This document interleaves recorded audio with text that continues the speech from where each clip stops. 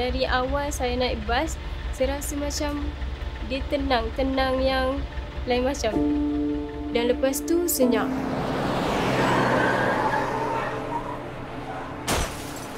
Bas persiaran yang membawa 42 pelajar UPSI terbabit dalam perjalanan dari Jeli ke Gerik, terbalik dan terbabas.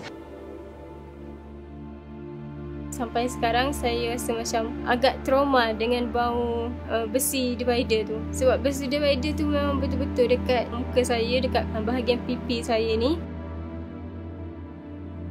Saya pun sedar dalam sekitar bas tu saya nampak lah ada yang sepit, ada darah apa semua. Tapi saya tutup cepat-cepat sebab saya takut nak tengok. Dekat depan bas tu dia dah terbuka, dia dah pecah, saya nak keluar. Saya ada perasan yang saya ada terpijak badan orang. Sebab saya rasa macam panas masa saya pijak tu. Saya rasa macam saya tertindih seseorang lah. Lepas je saya keluar daripada bas tu, kami berkumpul di depan bas. Masih dengar lagi dia orang minta tolong. Tapi orang suruh tunggu sebab nak tunggu ambulans.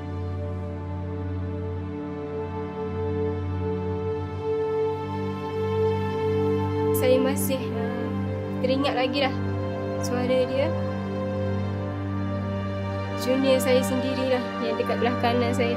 Dia pun meninggal disebabkan insiden tu jugalah. Meninggal dalam perjalanan dekat hospital.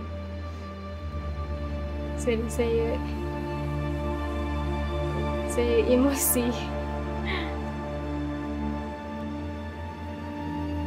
Kepada pemandu bas di luar sana, kalau takdir Tuhan tu memang kita tak boleh nak elak lah. Tapi selagi perkara-perkara yang kita boleh elak tu, kita cubalah elak.